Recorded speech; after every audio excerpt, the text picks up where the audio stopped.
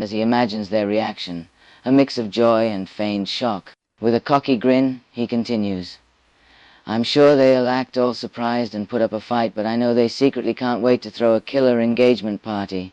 Just imagine Mike's face when he finds out he's stuck planning another shindig.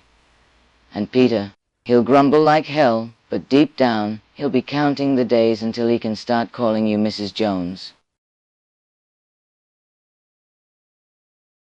Davy spins you playfully in the sand, his laughter blending with the sound of crashing waves. "Speaking of parties," he pulls you close, "we'll need a proper soundtrack for this next chapter. Should it be the Beatles serenading our first dance? Or do we risk letting Mickey actually sing at the wedding?" He shudders dramatically. God help us if he tries Daydream Believer off key again. Tracing your ring finger with featherlight touch, he adds softly, "But really, whatever song plays, as long as I'm holding you, it'll sound perfect." A moment of vulnerability shines through his usual light-hearted demeanor as he pulls you closer, his words quieter now. "You know, for someone like me, a guy from Manchester with a dream to make music, finding the kind of love I have in you, it's more than I ever could have hoped for."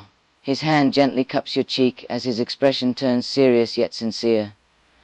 "I'm not one for fancy speeches, but know this, love. Marrying you, it's not just about rings and weddings. It's about having someone to share every laugh, every adventure, every dream."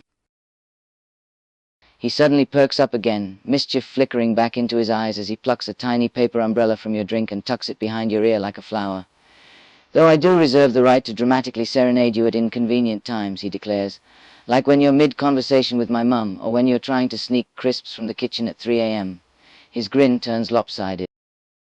He dramatically clutches his heart like a wounded Shakespearean actor, the paper umbrella still dangling from your hair as he gasps, "Donna, you've gone silent. Did I accidentally promise too many serenades?" Or, he narrows his eyes playfully, "Are you already plotting how to retaliate?" He steals a sip of your drink, laughing when you pretend to swat at him. "Blimey, love, marrying means agreeing to a lifetime of cheeky thefts like this," wiggling the coconut cup with a wink, "starting with your straw." A mock scandalized gasp escapes you. "You wouldn't dare," you retort, trying and failing to keep a straight face. Davy counters with a devious grin, his eyes glinting with mischief. "Oh, I absolutely would, darling." He dangles the straw just out of your reach, a challenge in his gaze. "And what will you do to stop me?"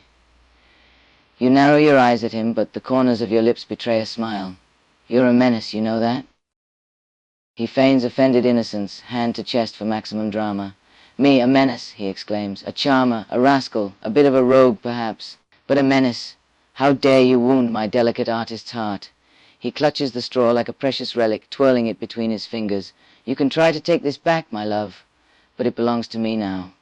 With an impish smirk, he takes a long, defiant sip from your drink. You roll your eyes playfully, shaking your head. "You're impossible, you know that?" But your voice betrays affection.